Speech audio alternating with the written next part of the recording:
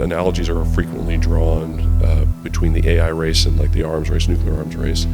Consequences could be as severe.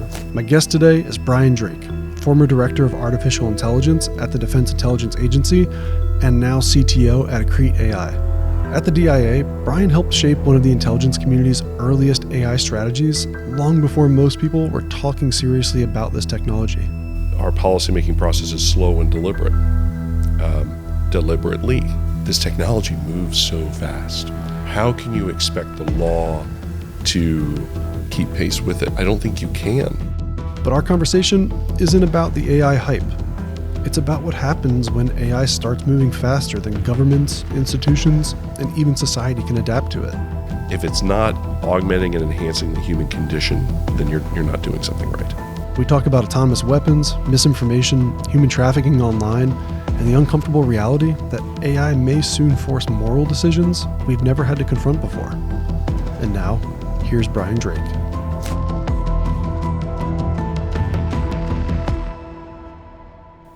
Brian Drake is an aspiring podcaster. I've done 15 episodes now, so this setup's pretty awesome, I have to say. Ours is not quite as sophisticated, but it's really enjoyable. And so, yes, I'm on the other side of the microphone this time, and that's fine.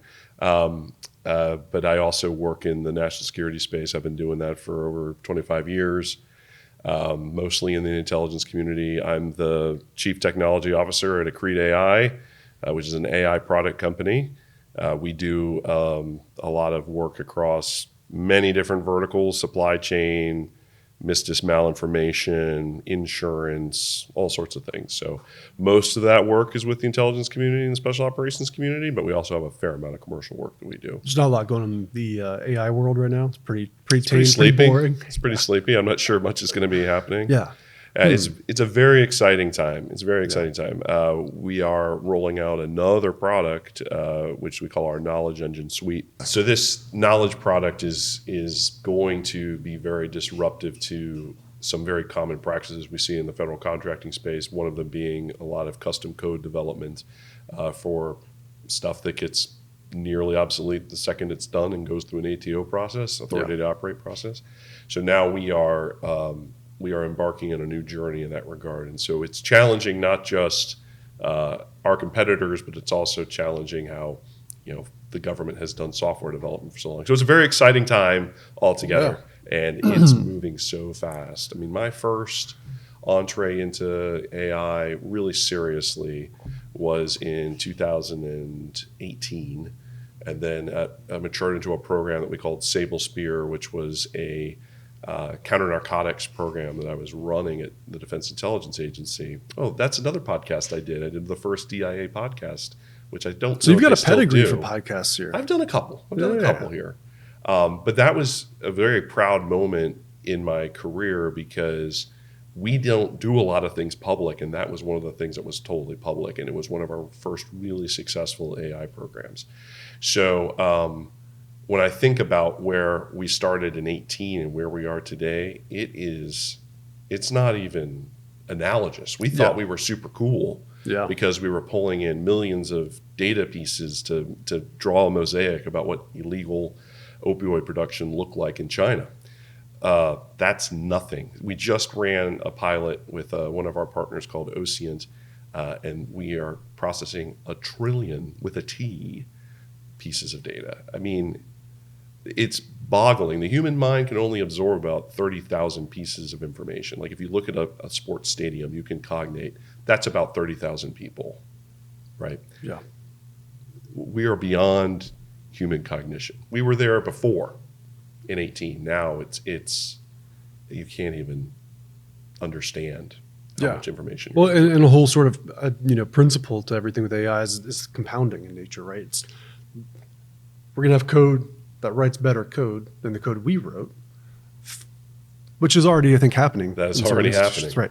And so now it's going to compound, and we're going to be able to produce more data and at the same time ingest more data. It's a very interesting time. It's a very interesting time, very disruptive. And it's also starting to unveil that there are jobs that we have always understood would be there forever, things in medicine, law trucking, right? It's being consumed by robotics and artificial intelligence, and it's creating both new job opportunities and sunsetting jobs that have been around for hundreds of years. Yeah. And it is important for us to think about that very critically. And what does that mean for the future? I mean, I think about things like we are moving so quickly in the digital space that there are things that we haven't fully considered the consequences of. And I'll give a very small example. I'm a big Star Wars fan. Okay. So when the special edition movies came out, George Lucas said, this was the vision I had. So I'm going to digitize all these things. Now, you have Jabba the Hutt appearing. There's a cutscene, right? And honestly, it didn't age well. It doesn't look good. Had to be redone again. Yeah. And here's the interesting thing. That the first movie was nominated and won for an Oscar in special effects. But the changes that George Lucas made to that film nearly eliminated all those contributions to that new version. And he went back and said, and I'm pulling the original from the archives. It will never be released again. What does that say about the people that accomplished all that they accomplished to win that Oscar? It doesn't wipe it away. They have it. So it's probably sitting on their shelves, right? But the important part is the cultural contribution they made and the permanence of the film. And I think that was the beginning of, and this is now in the distant past, this is 1997. We now live in a space where any popular media can be reached in by the owners of that media and changed. And the original copy may return, may not return. And what does that mean for things like our personal pictures we post on the internet that sunset out? Twitter only keeps your tweets for so long. I've been tweeting on Twitter from 2002. You can't go back further than a year. So what about all that? Well, I thought I was contributing to a big social mosaic that was going to catalog my life and the life of my family. Well, I guess not. It's just not available. And I don't control that means of storage. I may control the means of production, but not the storage. So it's a very different time. There's some big things that we have to think about. And what I'm worried about, and I'm a practitioner in the space, is that we don't think about that critically enough in the AI space. Yeah. There's, not to be cliche, but one of the great movies of all time, Jurassic Park, right? What does Ian Malcolm say when they talk about what they've accomplished? They were so preoccupied with whether or not they could, they didn't stop to think whether or not they should. Yeah. And there's something to that with the AI race. It's a real arms race at the nation state level, at the private entity, corporate level. And you can't really afford to slow down or you get outpaced because of the compounding nature. I mean, just in the last few weeks, you see iterations from where we were months ago, let alone going back to 2018. But we do have to really think now about the potential impact, because if you're on the AI hype train, which I imagine you and I both are, right? If you see where it's going, you see the impact it can have, it is going to disrupt societal norms. Like you're saying, there are whole career fields that could maybe not disappear, but don't need 90% of the people long term. We talked about automated trucks.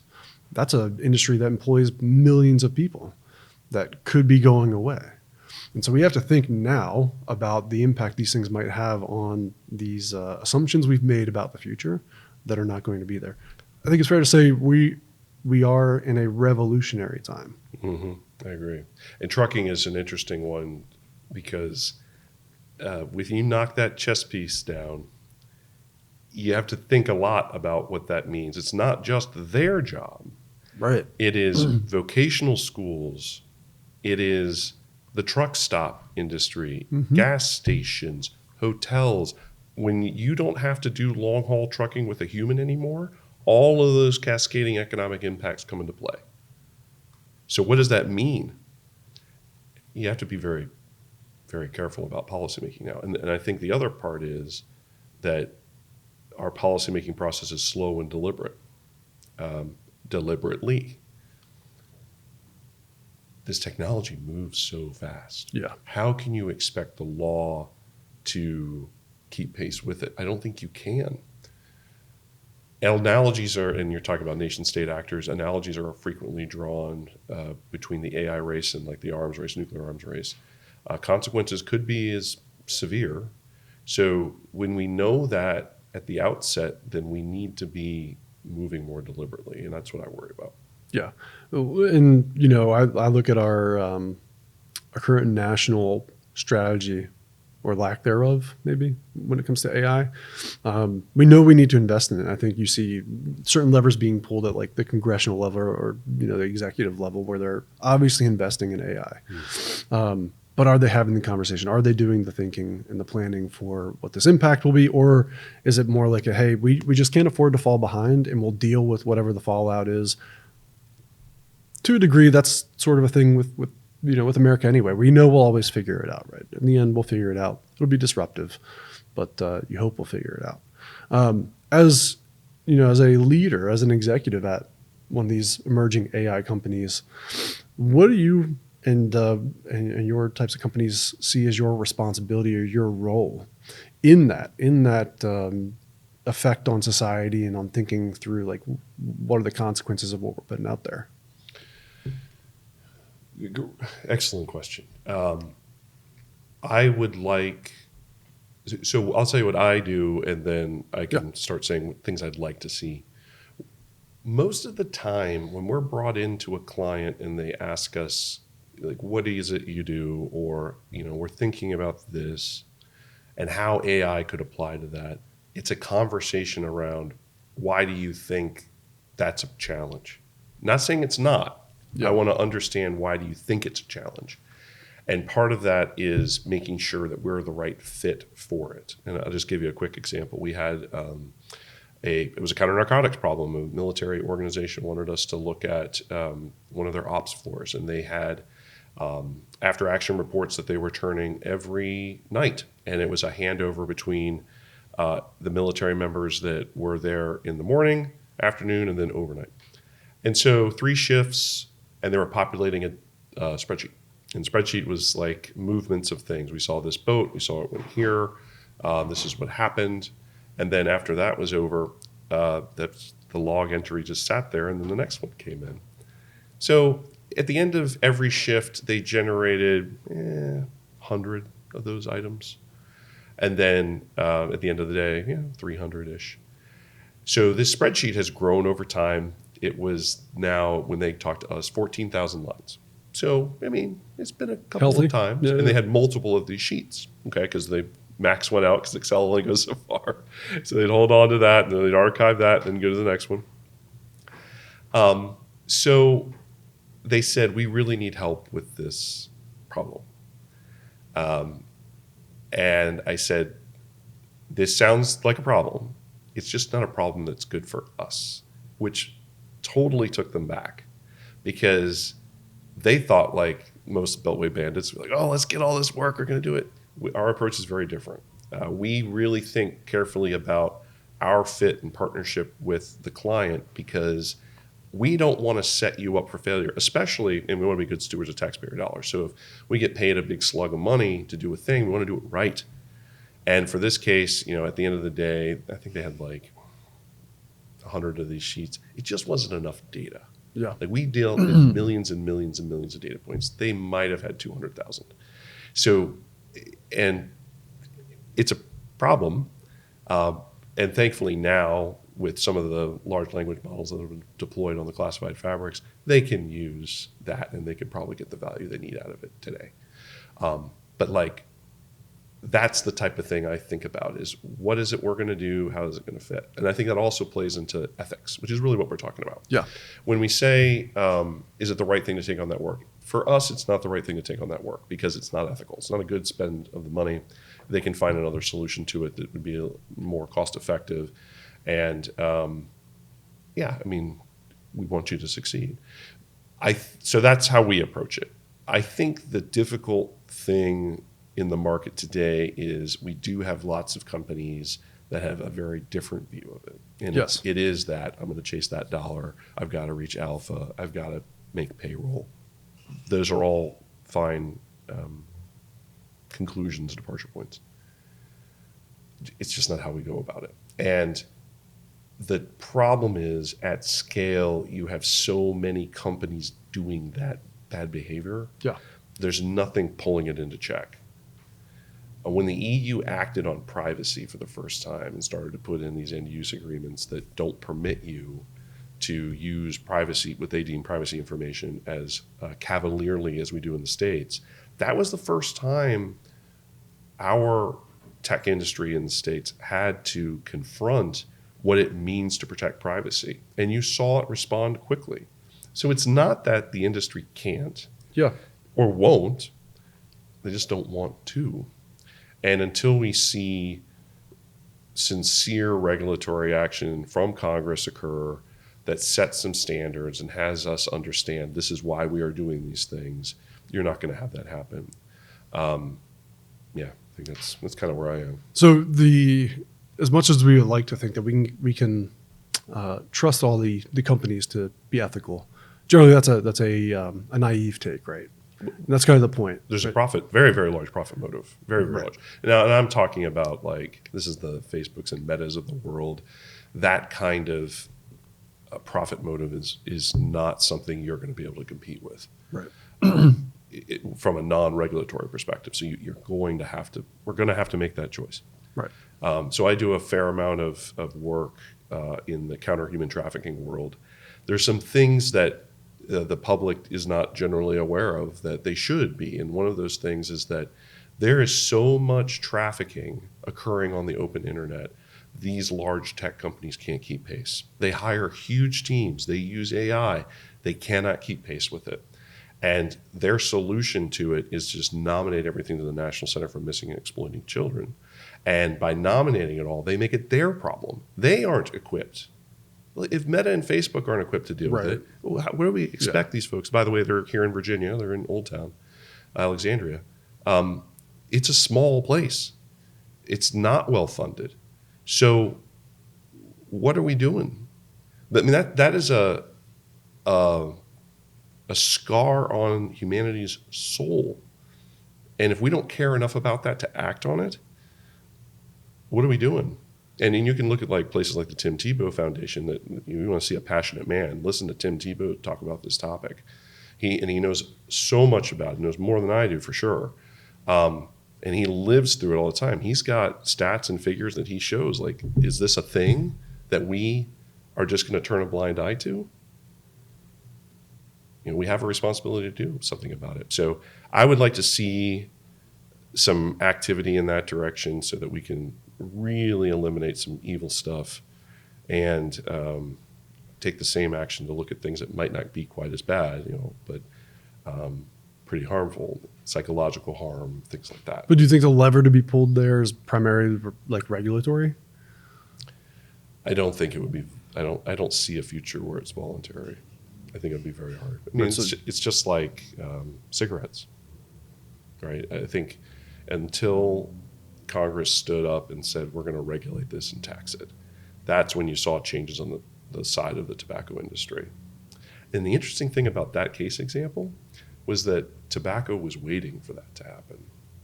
They didn't want to continue to go down this pathway. They don't want kids smoking cigarettes, but it was too big for them to fix. Right. So I think it's actually a very similar problem for the tech industry. No, they don't want to harm children, but it's too big. Right. The incentive structure is so forceful in the opposite direction. Correct. Right. It's like, it's too big. Right. How does Meta make the decision to become so not irresponsible, opposite, become so responsible in their spending that they spend so much more on this sort of thing, and then have to face their investors and say, well, here's why. Generally, investors may want to buy from companies that are doing good work, but the main motivation tends to be that are profitable, maximally profitable. And that is where like the fiduciary responsibility is something that's actually regulated, and you can actually get in trouble for, things through like the SEC where there's actual teeth, where executives can and have gone to jail for financial prudence, I guess you could say. Whereas these other things like social media platforms doing bare minimum to fight things like human trafficking, they get away with. Yeah, well, get away with is one view. I might also say, like you're saying, like it is such a large problem. It's very difficult to identify. If you really study this whole path, there's a very slow process that real predators go through online that involves a lot of grooming that feels very, very light. Yeah. Just like putting a comment on a Yeah. board and saying, hey, make sure you drink water. But it's toward a particular audience. It's starting the conversation. Once they get that child to start the conversation, that starts the process. How do you regulate that? Right. There's a point at which there is something to be done. But how do you regulate something like that? It's very gray. Yeah. And we live in a free society with free speech. So I don't ever want to say, oh, this is easy to fix. We'll just do that right now. It's done. It's not easy to fix, but we're not getting serious about fixing it. And I think I'd like to see that. That's just one example. I think the other stuff we're talking about, like psychological harm, how what we are reading is being pushed to us through an algorithmic frame. So now what we see pop up into our feeds off our socials are not things that we wanted to see. Right. We did not elect to see. We did not consent to see. And yet it still comes to us. So I don't want to watch Iranian propaganda videos. Not a thing I want to watch. But that's what gets pushed into my feed. Well, because that's what keeps your eyes on. They've done the math. They say this is what will keep Brian Drake's eyes on our platform the longest. And that's what they're incentivized to create. Correct. And they know how the algorithms operate because it's not a secret. Right. Like they tell their advertisers, this is how our algorithms work. This is how you get more eyeballs. Our adversaries use that against us as well. So, listen, something's got to give. Yeah. Well, it's like I said, revolutionary times, right? There's so much changing. And you kind of, I imagine when you go through this type of change, this monumental, this much of a like substrate change to society, you have to get creative, and we have to break whatever traditional modes of thinking or whatever standard approaches. Like we have to leave all that and just approach the problem in a new way. That's such a vague statement I'm making. But what I mean is like we have to look at this for the novel problem it is and stop trying to solve it in the same ways that we've solved other problems. It's novel. This is new. It is novel, and I had the privilege of being Andy Marshall's briefer who ran Net Assessment. Now, he was 92 at the time.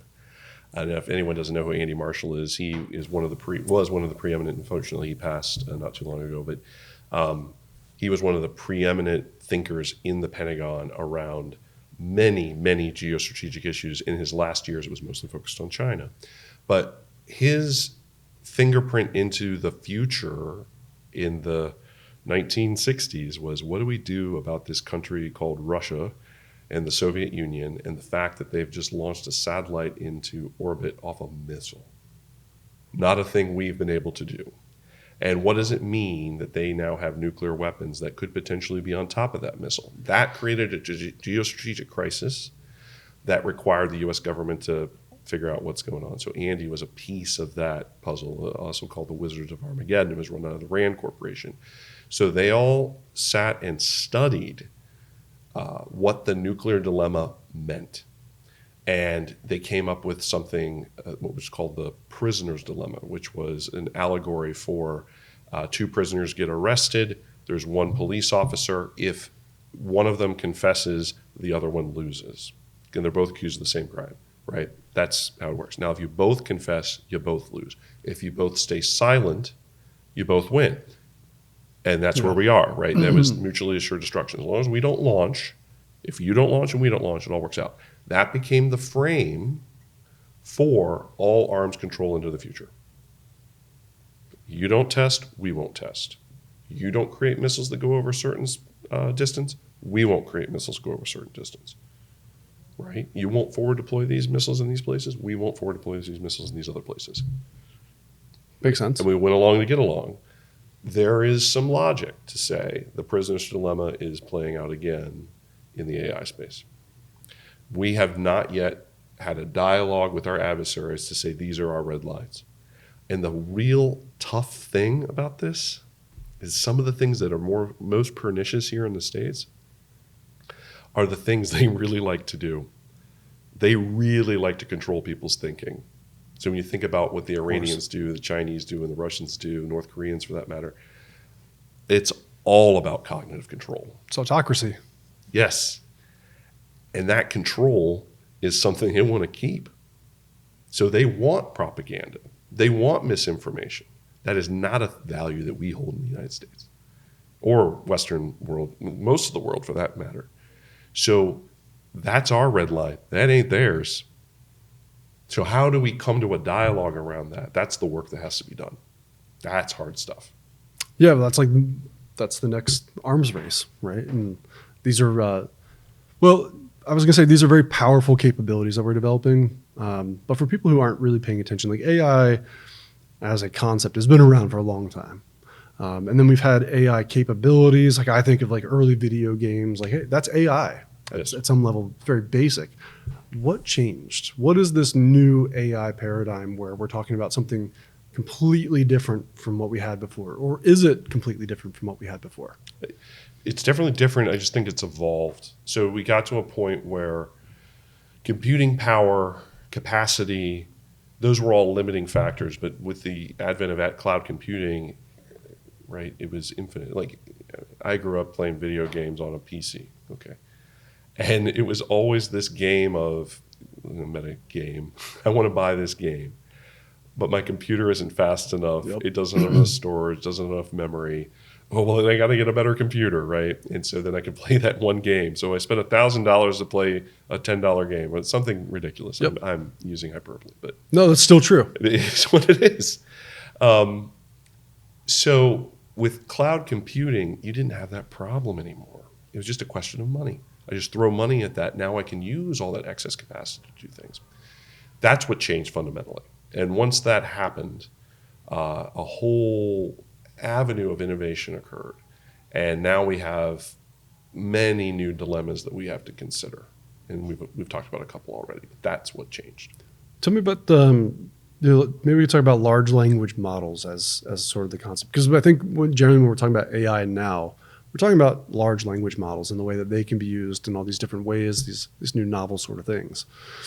Is that the differentiator? Is that what 2018, 2019 timeframe flipped? Good question. So no, I think that the answer is that we were always moving down that pathway. What large language models did was it removed the bespoke nature of what were being deployed. So if you bought an AI capability, it usually was very specific. It helped you with like robotic process automation, so doing like invoicing, very specific, very narrow, but very cheap. For $20,000 to $30,000, you can have something that could replace your clerk to process invoices. Repeatable code. Yeah, very simple stuff. Recognizing fields, having it populate automatically, updating your finance system. Straightforward, very easy. As sophistication grew and there was more of a market demand for less specific solutions, and to be honest, more rudimentary tasks, like write this email for me, schedule these meetings, and I just write that request once on an automated sequence, that's when large language models really had a space to perform well. I think now what we are encountering is we at Accrete knew very early that it was very good at writing code. Now you see things like Mystic, which is a cybersecurity tool that can write defensive code for cybersecurity issues. It also is very good at writing nefarious code. Not great. Yeah. Certain to happen. And it's being controlled to the degree it can, but I don't think it's going to last. No, it never can, right? So we have this whole dilemma. So in the world I'm in, we're a blue team, and we support small to medium-sized businesses. AI is obviously a huge conversation we're having everywhere, and we're in the DoD space where there's a lot of data confidentiality standards and export control things. And so constantly we're in the conversation of like, well, what's an appropriate, responsible way to approach AI? Some of the strategy we see early has been, well, let's just try to like block it all. You can't, right? It's never, with technology, I find it's never a true capability to block everything. You might be able to start that way, but it's not going to hold. You can never, when the cat's out of the bag, it doesn't go back in. That's right. You can get it close. Maybe you can wrestle it and you're going to get scratched all up, but like it's not going back in. That's right. So I think it's an unwise, sort of short-sighted approach to try to think, hey, one of the ways we should deal with AI is just to try to control it and keep our hands wrapped around it. To your early point, it exceeds, you can't wrap your head around it. How do you think you're going to get your hands around it? That's a big conversation. And now edge compute is getting to a point where I don't know if I want it anymore. I don't know if I want you to pull that back. I want to be able to say, hey, Siri, tell me. So someone's phone just lit up somewhere. Yeah, right. Tell me about where the best place is to get a reservation at an Italian restaurant in this neighborhood. I would like to keep that. I would like to have that, please. Well, that's making a call back to a lot of different data services to include AI-enabled services to give you that answer. Okay, well, it can do other things too. Where are we?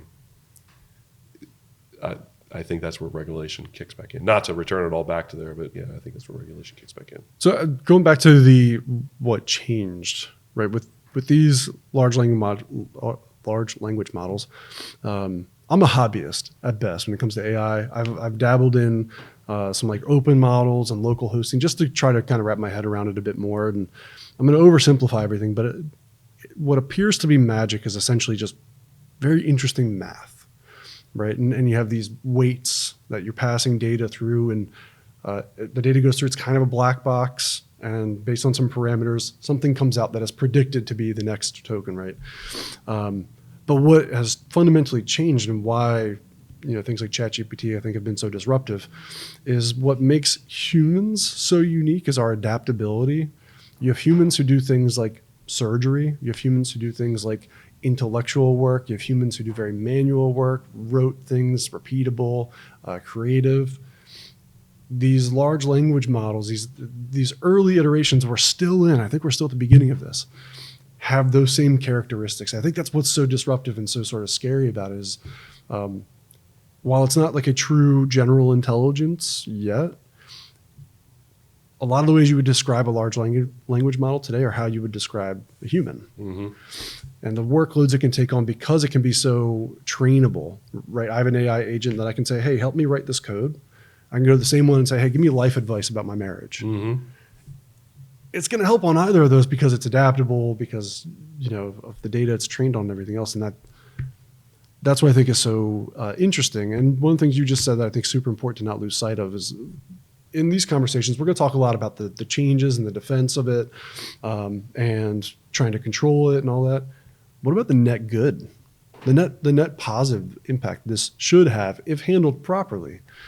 Yeah, you like to be able to just go to your phone and say, hey, get me a reservation. Yes. You don't like to have to get on the phone and waste time and do all that sort of stuff. And that's just like, we're just talking convenient stuff. Think of all the net good it can do for moving medicine forward, for making the human experience better, for improving life conditions, for creating resiliency in our energy grid and all these things. There's so much potential impact for it there that sometimes I think gets lost in the current conversation around the fear. I agree, and I am more of an AI optimist. I wouldn't be in the space. I would think so. I would hope so. Yeah, but I say all that to then say that my optimism has limits because I do see poor behaviors populating in. And sometimes I think people are aware of it. Some people aren't aware of it.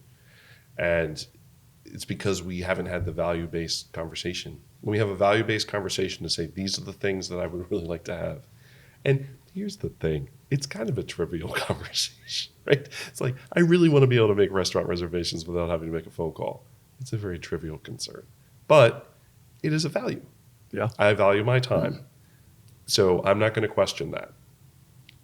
Once we start moving down a pathway of, I want to use this chatbot agent to find as many kids I can victimize as possible. Okay, that's not a value we commonly hold. And that's the kind of thing. There's definitely a black and white conversation to be held. For sure. To say, these things are off the table. These things are on the table. And I think that's what's challenging back to the geostrategic piece of it. We haven't had that ourselves, let alone with our adversaries. So we have to have it with ourselves in order to know what to say. And I think there are some things. There's some things that we can commonly agree on. Freedom of speech, freedom of religion. These are all enshrined in our Constitution. Let's start there. Let's have that conversation. Right. Let's at least have it. Yeah. And then we can move forward from there. I want to take a step back in your career. Sure. Defense Intelligence Agency. Yeah. One of the things that stood out to me was your role as the director of AI at the Defense Intelligence Agency at a time where that was probably a relatively new term. I don't know if you were the first person with that title there. I was. And I believe I read you created the first AI strategy. I did. I would love to know, what did an AI strategy look like then compared to what you would put together for an AI strategy now? Okay. Yeah. So the AI strategy we put together then was a threat-based strategy. So what we were looking at was, what are our adversaries doing and how will that change what our customers are going to do? So let's talk about the DIA first and what it is and what it isn't. Yeah. DIA is the premier all-source agency for the Department of Defense, Department of War. So its job is to take all sources of information, coalesce that into a report to then present to a policymaker. So we used to say, I take tall stacks of paper and make small stacks of paper, and you put that into a principle, right? The challenge in that is you have, all it is questions. Do I have all the sources I need? I don't know, do you? Right. That's not an answerable thing. It's a lot more art than it is science. Questions like, do I trust all these sources? I don't know, do you? So there's methods that are applied to say, here's a piece of intelligence, I believe it or I don't. We don't even use that term. Intelligence is not a theologic debate. It's a value, it's a risk management job. To what degree can we trust, it's a better word, this particular source? And if it comes from a human, maybe not as much. If it comes from a technical system, maybe a little bit more. Just depends, right? And so the job of the analyst is to assess that and put that document forward. So when we write a report, it's not because we're just interested in a given topic. It's not an academic exercise. There's a customer somewhere in the defense enterprise or the national security enterprise that says, I need to have an answer to this question. And that can be the president or that can be a warfighter all the way down in the field. So we wrote that strategy from a threat-based perspective because that's what our customers are going to face. And this was all open information. We didn't do a classified version. We thought about it, but we ultimately didn't. And in that open report, we identified that we saw our adversaries moving artificial intelligence, or at least automation at the time, to the edge in the battlefield. So places like the Kalashnikov group, which makes the famous Kalashnikov rifle, also known as the AK-47. They also make all sorts of other things, too, to include anti-air defense. They were deploying, and they had air shows they showed this at, they were deploying automation at the edge of that. And now think about that. An anti-air defense system presumably would shoot down other military aircraft. It could also shoot down commercial airliners. Yeah. So there's a lot of risk, at least in that example, and then there were others, where the Russians were accepting a whole lot of like, oh yeah, sure, let's just do this. Certainly not where we were in the conversation at the time, where we were saying we have to be really deliberate about what we call duty of care missions. If lethal force is being used, you have to think about what's the duty of care, who is authorized to use lethal force and so on. And the so what of all that for us was, although our value system doesn't align to what the Russians are doing today, we do have to account for that. What are we going to do to either inform policymakers on that, or what are we going to have to support for deployed platforms to counter that capability? So that is why we put that strategy together, to start to say, here's all the things that we see coming at us. Those threats also included things like, where's the status of the workforce? How do we get the smartest folks into the building? What's the status of our budget? Is it going up? Is it going down? All those pieces. And then what other investments have we made that help us advance the cause for artificial intelligence in the defense intelligence enterprise, and what investments are holding us back? Or what opportunities do we need to capitalize on in order to make those investments work? So we did that end to end. The unfortunate thing about, and this is during Bob Ashley's tenure, and he's heard me say this story many times, we wrote that and finished it just at the end of the COVID pandemic outbreak. In fact, I was talking to one of our consultants that worked on it the other day, and we reminisced. We had a town hall where we were rolling out the tenets of the whole strategy. The whole agency was there. Really, if no one's ever done this in your career, I hope you get the opportunity. It was a very satisfying thing to have worked on a thing for so long with a team of great folks, and then you finally get to present it to your peers and superiors in a huge public forum. We were so proud. That afternoon, the pandemic was declared. That afternoon. So that strategy was not ultimately signed out because we were all done. And by the time it was time for General Ashley to sign it, he was already going out the door. So he wasn't going to sign General Barrier up to a new strategy before it was time. So they've gone through a couple of different iterations. A lot of the stuff that we wrote in there did survive contact, and that's nice. But yeah, that's why we wrote that, because we recognized, and I have to credit General Ashley for this. I was just the guy that, got the team together and started to do what he wanted to do. But he had a vision of this future where he said, like, if we're not playing in this space, what are we doing? So that's where they are. If it's not your job now, right? Unless you're working side gig there. But what would be the core tenets of a strategy today that if you could go back, you would try to insert to then? Today? Oh, man. That's a great question. I mean, so we spent 6 months putting that thing together with a lot of study and a lot of interviews. In fact, we interviewed folks at OpenAI before it became a public company. And so we got to speak to preeminent experts in the field and got a lot of insight into like where the state of the industry was when it goes forward. And one of the important parts of writing a strategy like that is you have to project forward. You don't write about now, you write about the next 5 to 10 to 20 years, because you have to make changes now to address that future. So you're asking me to look into a crystal ball. Fair question. I expect, if it hasn't already happened and we don't know about it, I expect that AI will be used in a battlefield situation where a human life is taken exclusively by it. So today we have systems where, we know our adversaries put it on certain systems, and those are lethal systems. They've probably used that in taking a human life. But there's still somebody involved. There's someone that launched it. There's somebody that's guiding it. There's direction given to it, commander's intent, whatever you want to call it. I predict in the next 5 years, you're probably going to have more of what we might call patrol craft, aerial patrol craft that are totally autonomous, no human in the loop whatsoever, with protocols that are given to it to use lethal force. Right. They're just trained to recognize valid targets and eliminate. Right. So now we're at a point where that is ethically and morally dicey, especially in the hands of and I know I'm picking on the Russians a lot, but they deserve it. This is a country that bombs hospitals. Yeah. They don't have scruples. They really don't care. They really don't. Like, people don't, I studied many, many countries, and Russia was one of them. They really don't care. There's a lot that the military does, the intelligence service does, that you would find morally abhorrent. That's just one of those things. So that kind of power in the hands of a country like that, with a leadership structure the way it is, that should all give us a lot of pause. Yeah, and at the same time, though, to your point earlier, it's sort of like you got to fight fire with fire.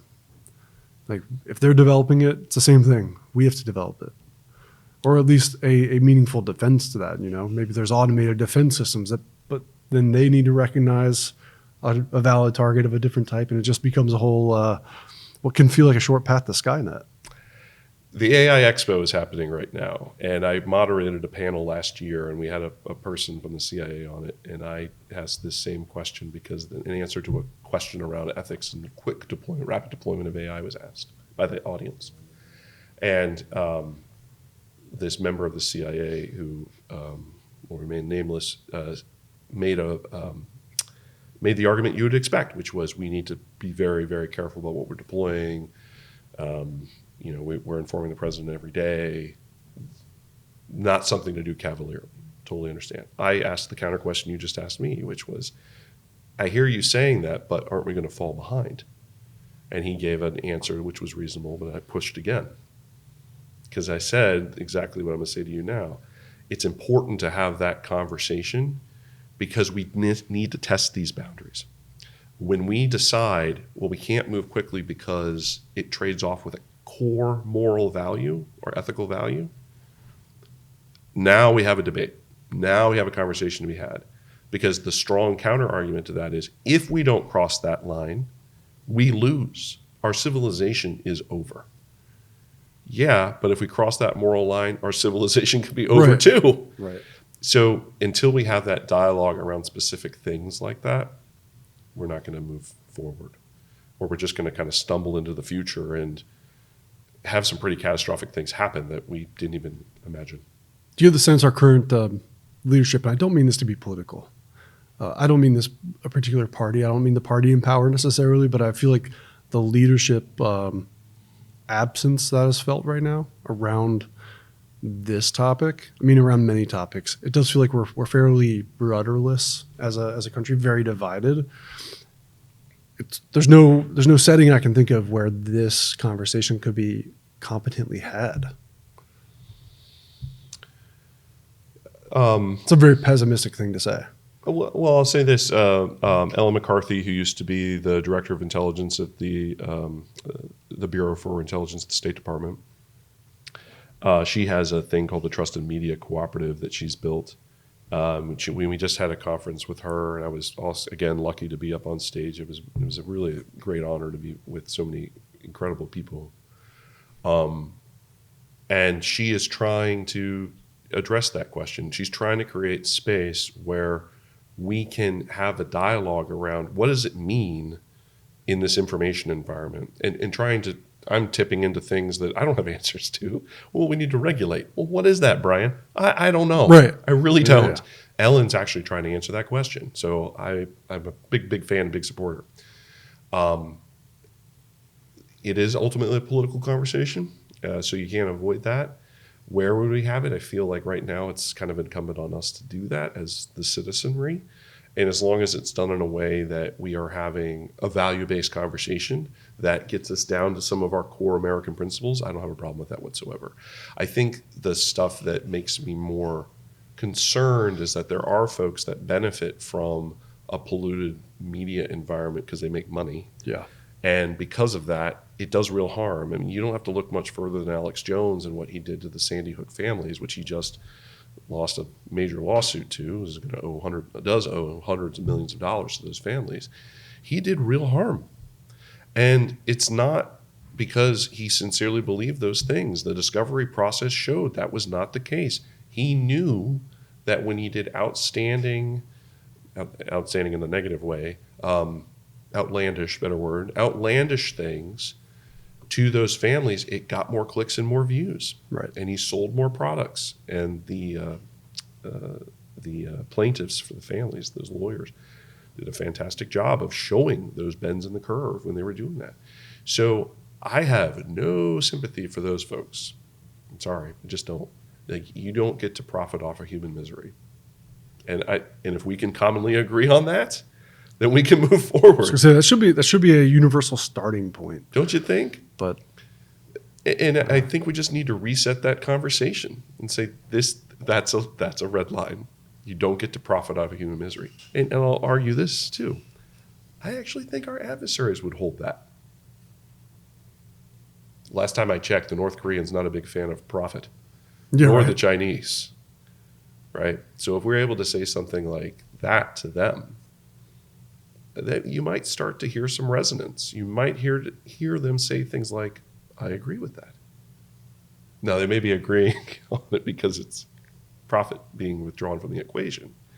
Different value system. You use the levers you have. We found common ground. Yeah. right? We care about the human misery piece. Well, we don't care about that. Well, you care about the profit piece, right? Not making money off it, right? Yes. All right, now we have a place. Now we can talk. Negotiation is always about finding that common ground. See, I told you this was going to get philosophical. Oh, a little bit. But this is the level of these conversations that they need to be happening. Again, I'll say it again. I keep saying it. I'm a broken record on this, but it feels revolutionary in nature, the capability. And my next line of questioning to you is, you're at a company that is focused on bringing this capability and advancing it. I'm a layman, right? I'm a cybersecurity practitioner. I see it mostly through things like the large commercial LLM agents, Claude, OpenAI, and all that sort of thing.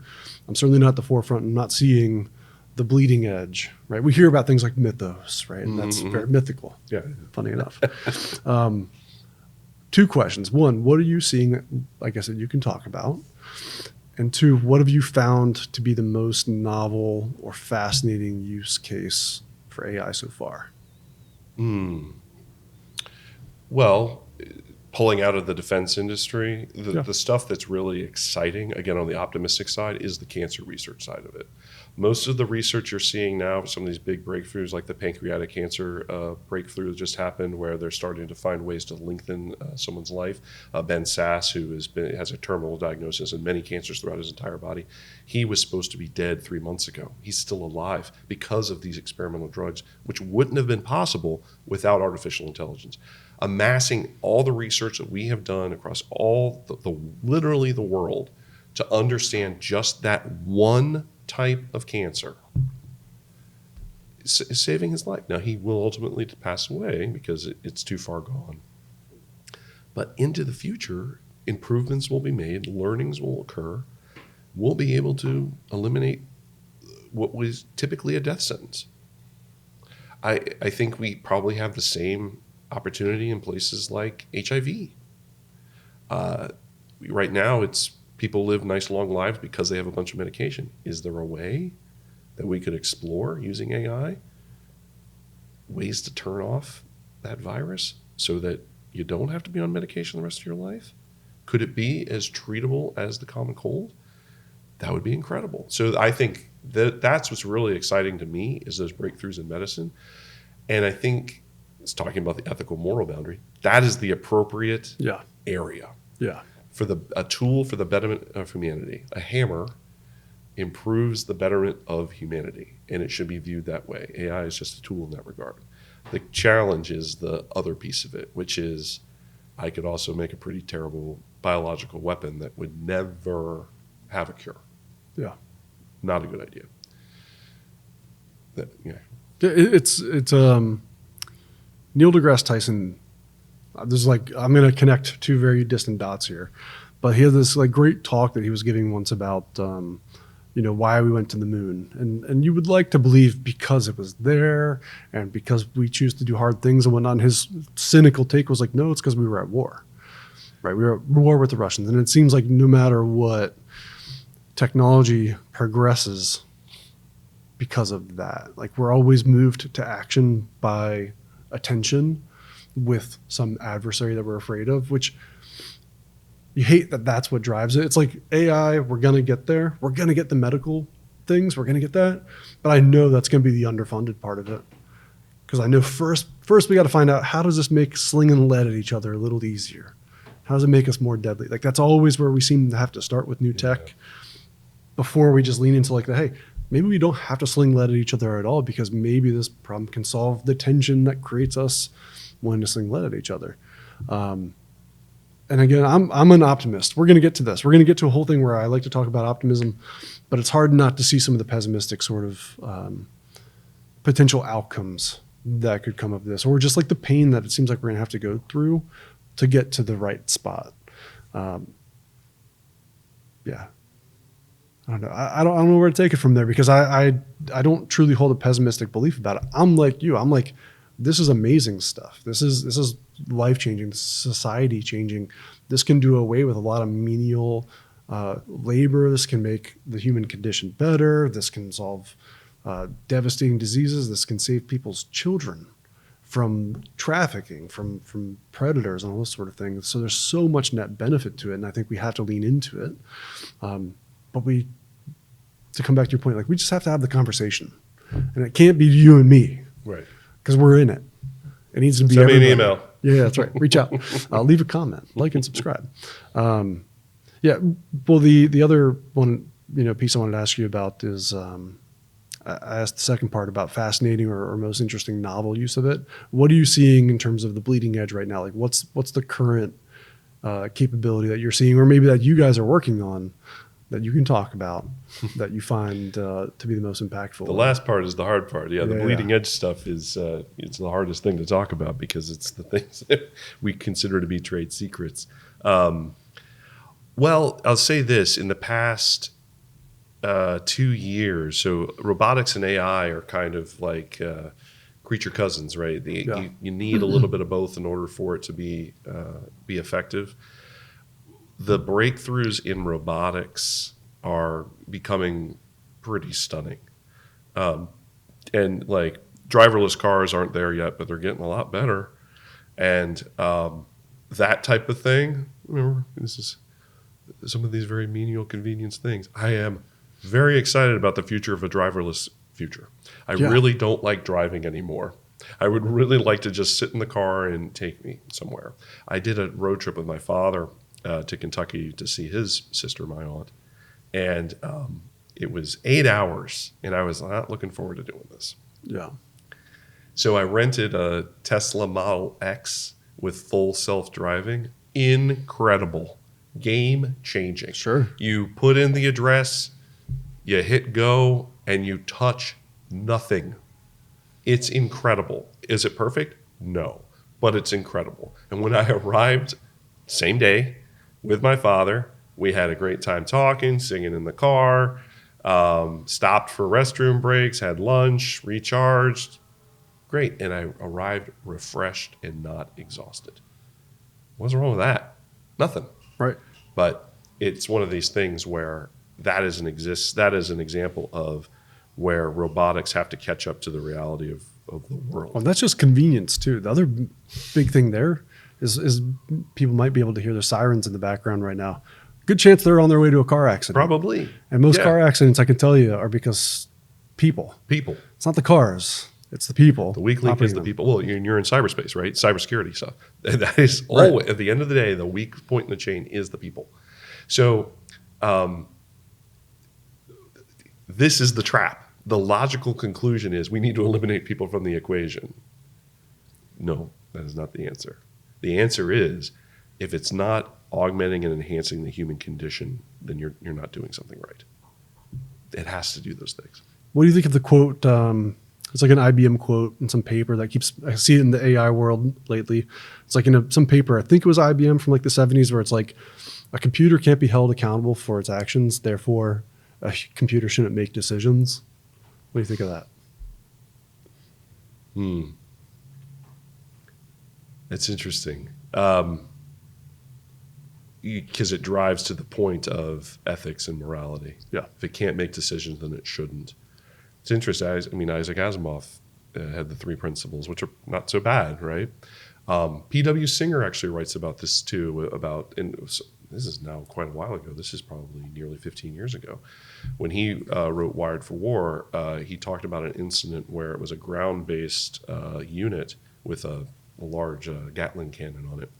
And it was not armed, but they were doing a demonstration. It rolled through, and what it was supposed to do was pivot and turn toward the range, downrange, and then roll and just illustrate that it was hitting these targets without firing any rounds.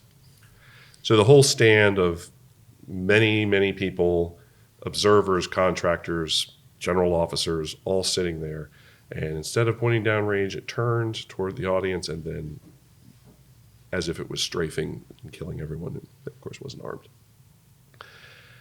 Yeah, so that's a problem. And they did a full after action, started looking at it. And this is many, many, many years ago. And it turned out it was just one flaw in a piece of open source code. So it wasn't even the developer that did it.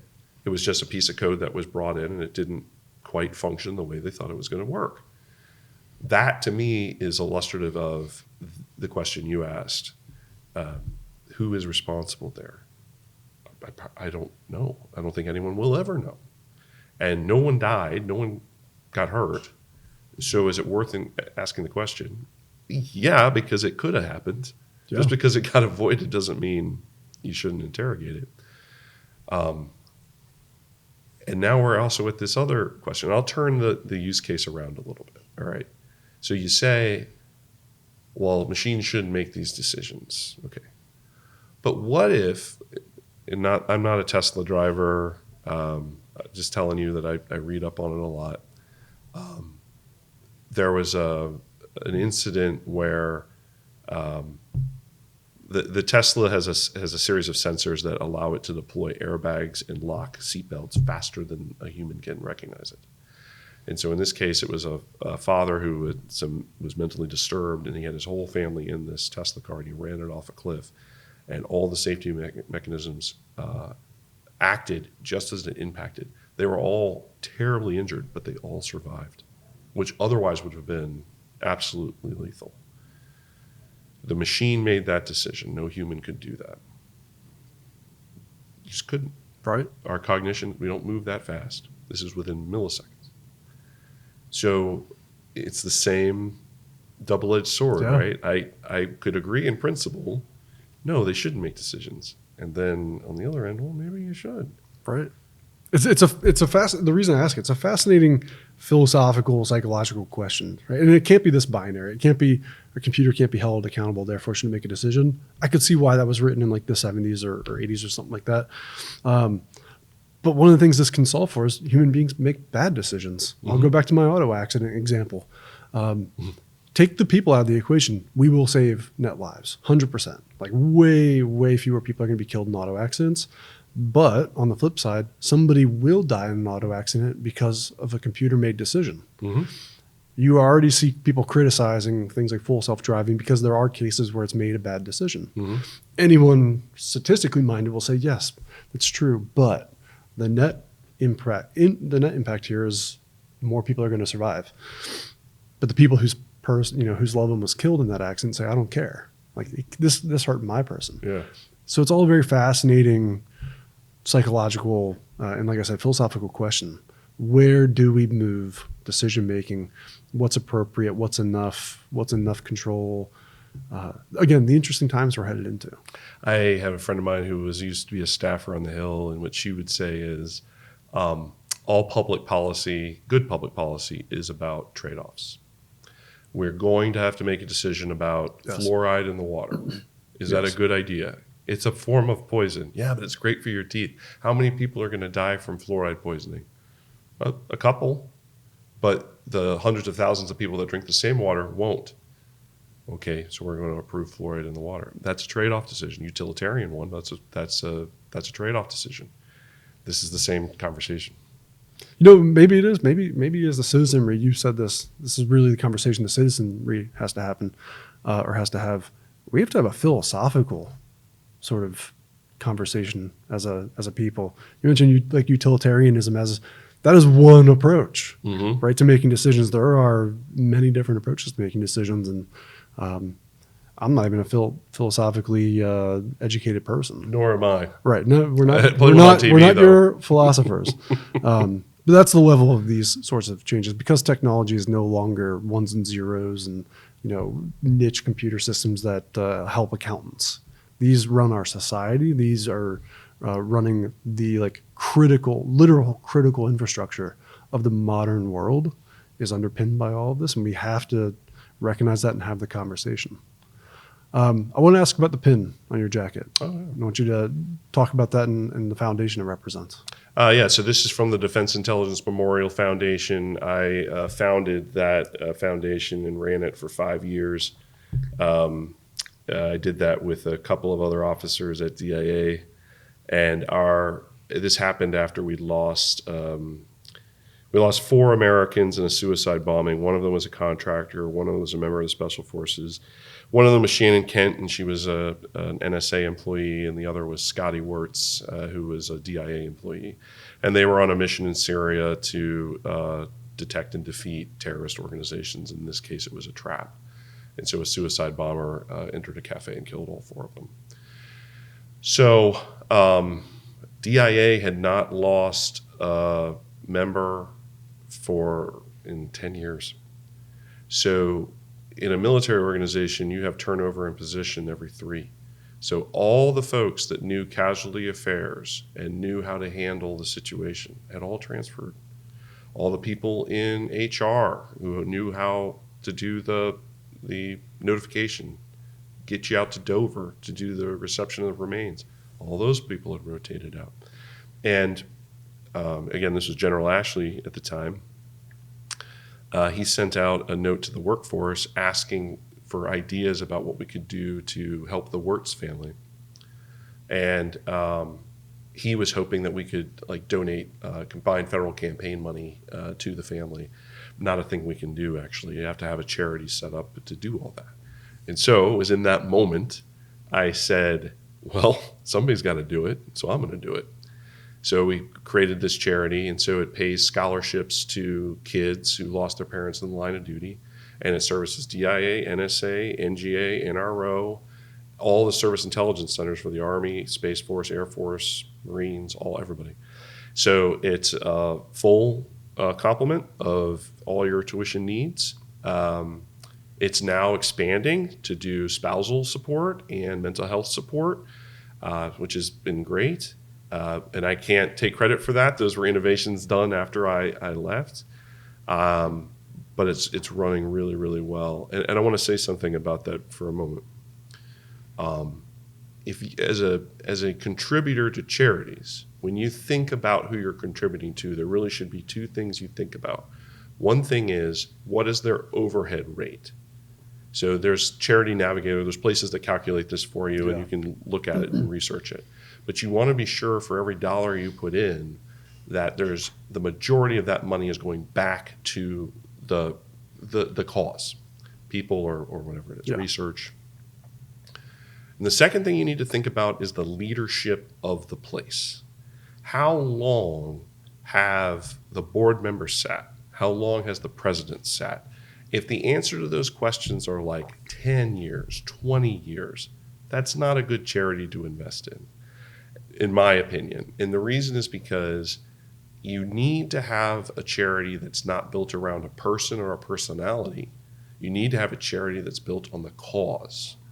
And this cause is incredibly close to my heart. It was very difficult for me to walk away, but I knew it was in good hands. And by the time I departed, we had almost $1 million in the bank, and they just crossed that threshold last year. So that's going to take care of kids' needs for a couple of years. They still need to donate. And by the way, the dinner's coming up in the end of May.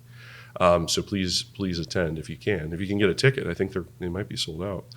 But this is our annual dinner we do to raise money. But that experience was, you're going to get me to cry. Oh my God.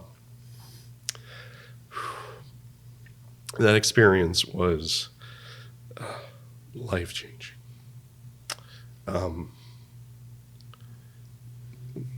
Yeah, well, I can imagine. Well, I met kids for these families and the families themselves who are still very close friends of mine. And like Marie Mickley and Drake Marshall and his sister Chandler, they all lost their parents in the 9/11 attacks. And there's many other kids I can name, but those are the ones that I were the first scholarships we gave and I'm closest to. We got to see them go off and do amazing things, get law degrees and graduate degrees, and that's what we're here to do. We're here to invest into the future. How are those kids going to look back on their time? How are they going to give back? And they're so generous of heart, and there's not a scrap of hatred in their souls. And that's the kind of healing that we need. Yeah, if they're those genuine, compassionate people, tend to be recipients of it themselves, right? And you've created through that, you create that loop, like you're creating that opportunity for them to go on and spread that. And that is such a key, important thing that underpins everything that we're doing. Like, why are we doing anything if not improving things for each other? Right. And this is the part I'm really proud of, is that 90% of all those dollars that we raised go to the kids. Hell yeah, man. Right. I mean, and there's not a lot of places that can No, claim not that. a lot of charities that have that kind of record. And here's another one. Nobody took a salary. I never took a salary. No one on the board takes a salary. None of the executive staff took a salary, which is your biggest cost center in that place. Of course. We spent most of it on accountants, lawyers, paying for scholarships. So, yeah, I'm very proud. Thank you for giving me that moment. Of course. Well, as I mentioned, I gave us a preview of this earlier, and I think we're getting a taste of it already, which is I always like to end things on notes of optimism. I'm an optimist. We talk about things, and sometimes I paint the portrait like I'm a skeptic or I'm a cynic or a nihilist or something like that. Not at all. I'm a through and through idealist and optimist. I just think it's important to that optimism has to be maintained. Like, we have to create the conditions, and sometimes we have to defend our optimistic view from those forces that are cynical and pessimistic and all that.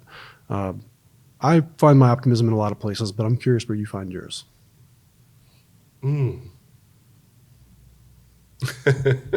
I pick on them a lot, but probably my family, right? My kids. My son is a walking disaster zone, but he is passionate and committed to things he invests in. So he's a rugby player at William and Mary. He's the captain of that team. He fought for that role. He does really well at it, and it's very cool to see him grow into that kind of spot. My daughter is into theater, and so she was just the lead in a play called Peter and the Starcatcher, and this happened just this week. She got nominated for an award. Oh yeah. So we'll see what happens. But she is a thing of wonder to watch on stage. I might be a little biased. You might be. There might be some others that have different views. It's okay though. You're allowed to be. But You're that's dad. great. And then my wife, of course, she's been my rock. We've been married for nearly 26 years, and we've gone through a lot, and it's been great. And so what I think about is what their futures, hopefully my wife's future with me, but she does get a vote. I think everyone be aware of this. Mother's Day is coming up. It's true. They get a vote. So if they want to leave, they can. I don't know why my wife is still with me, but she's still here. But we invest in those kids because we want to see them be better than us. So what is it that we can do to help? And I think, returning it back full circle, I think it's these kinds of conversations about what is that future and how are we going to secure that for them? So it's work, but I think if you approach it from there is a future that can be better, that's what drives me. That's what keeps me optimistic. Brian Drake, where can people find you? Where can they find Accrete? Where can they find the foundation? Foundation is at defenseintel.org. There's a pretty robust site there where you can look at all the services and offerings that they have for supporting the kids. Accrete is at accrete.ai, accrete.ai, and that's where you can find me. All right, man. Well, thank you so much. This was a pleasure. Well, thank you. This has been really great. Thanks for joining us on this episode of The Watchers. For more great content, be sure to like, subscribe, and check out our channel. We'll see you on the next one.